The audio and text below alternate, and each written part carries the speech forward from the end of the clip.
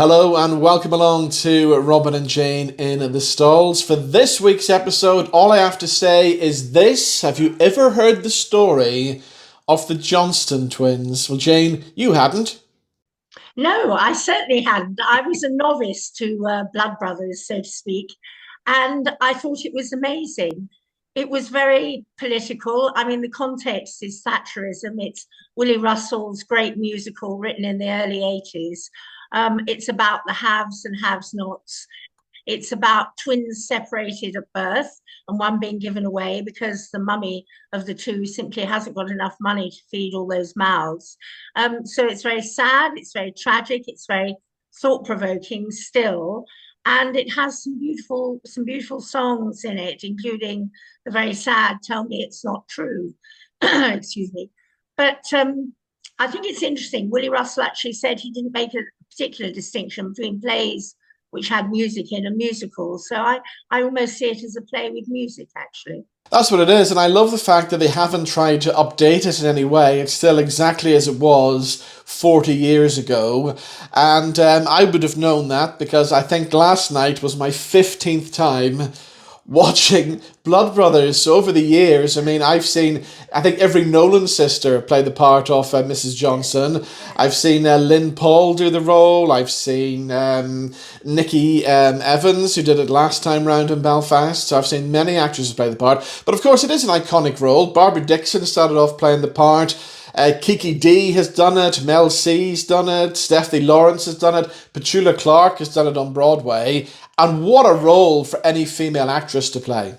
Oh, absolutely. And now we have Vivienne Carlyle, and I think she has a wonderful voice, and also a great straight stage presence. Don't you agree? Oh, definitely. She was a great Mrs. Johnson. And as you mentioned there, the songs in the show are timeless as well. You mentioned Tell Me It's Not True. Of course, you've got Bright New Day, which I think is a great song as Yes. well. You've got the Marilyn Monroe song that goes the whole way through the play too. And then, of course, you've got Easy Terms, which I love as well. Yes, no, I love that. I also liked Take a Letter, Miss Jones, which is a very sad moment in the musical where we know that a lot of people are going to be made redundant, including Mickey. Now Yeah. we haven't talked really about two brothers, Mickey and Eddie or Edward. So one is going to be brought up in almost a tenement in a very impoverished household where she keeps getting things on tick, mummy, Mrs. Johnston, and then having to send them back because she can't pay for them. And then we've got the woman that she cleaned for, Mrs. Lyons, who desperately wants a child but can't have any. And of course, we know Mrs. Johnson has difficulty not having any. Her husband said, I married a rabbit. And she actually makes a pact with the mother of the twins to take one of the babies off her hands, relieving her of the financial strain, but giving her a lifetime of sorrow, really. I think the plot is amazing. I think that it's very interesting. We started at the ending where blood brothers and the two boys do, of course, meet up, and they swear in their blood when they're about 8 or 7, kind of companionship and trust and faith forever. But it ends very tragically with blood brothers taking on a completely different meaning. And I thought it was very interesting. We began with the ending because it undercut the slight cuteness of adult actors playing children. See, I don't like that. I don't like the ending at the start. I like the big surprise, and it still is a big surprise at the ending. It is a surprise and a shock to the audience, but I just don't like starting with the ending. Now, of course, there are plenty of standout moments in the play as well. We mentioned Mickey there. Sean Jones, I think, is the ultimate Mickey. I've seen him do the role before. And of course, his monologue, where he talks about being 7, nearly 8, is one of the moments you will always remember for the show because it's just Yes. hilarious. He's a wonderful, snotty-nosed 7, nearly 8-year-old, and he talks about his life with real enthusiasm, pulls his holy jumper down, and is an absolute character. And I thought he morphed into the older ages very well too, actually. And he's a very plausible, grown-up Mickey, full of swagger and braggadocio, except when life hits him a series of blows and he can't cope with it. And then he takes to the Valium, and that leads inevitably to the disaster at the end, the ultimate tragedy. Exactly. I thought he was very convincing, and I thought the guy who played Eddie was Joe Sleight.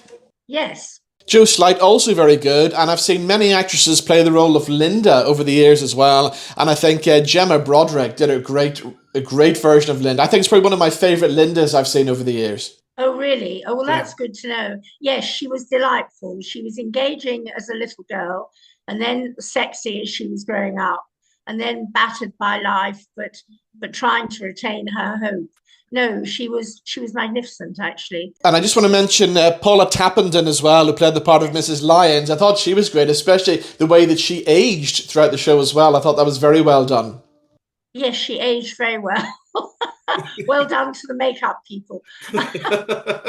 What about the set as well? Because I always think it is one of my favourite sets of any show. And you know you're in Liverpool. You've got the Liver building behind you on the stage. And then, of course, you've got that back wall that features quite a lot in the show as well, which has Everton written up against the wall. And that, of course, is a little nod to the late, great Bill Kenwright, who, of course, put the whole production together. And, of course, that was Bill's beloved team. I think he was the chairman of Everton or something for many years. So that's why that's in there as well. Oh, that's very interesting. No, I thought the way it slipped between the posh house, the very sort of country living style house, and the tenement was very well done. Actually, it was very slick. And yes, Liverpool is all around, and the Scouse accents were good. Yeah. And Mrs. Johnstone is a total Scouser. I almost thought of TV programs like Bread, actually, with a matriarch. There's always a matriarch there holding things together. And she does hold it together, even though she meets her estranged son that she gave away, or because she swore on the Bible and couldn't get out of the pact, she felt. And it does lead to upset. And she tries to get rid of him. But of course, he keeps coming back like a bad or good penny because this relationship between the blood brothers is so strong.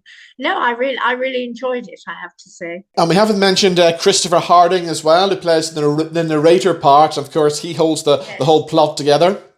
He does. And that's a kind of distancing and slightly sinister technique, it seems to me.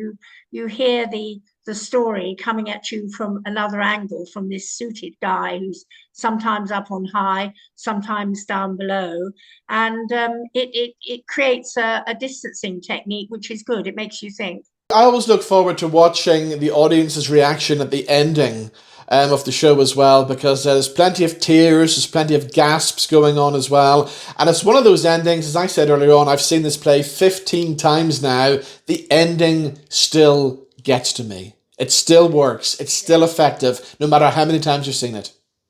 Oh, it's still affecting. I mean, I have only seen it once, but it was very dramatic and very shocking. And then you have the mother tucking up her sons who are now no more, and that is utterly unbearable. Yes, it deserved the famous Belfast standing ovation. We were all on our feet, weren't we? We were up on our feet, and I think possibly last night is one of the best standing ovations I've seen over the 15 times I've seen it as well. I mean, they didn't want to let them go, and you can see the shock on the cast face. We're coming back for another bow, and back for the third and fourth time. Yeah, absolutely. No, it was remarkable, and it was that was very joyful, and they depreciated what is a magnificent piece of work. And although in some ways it's of its time, it is also universal, and it has lasted extremely well, I think.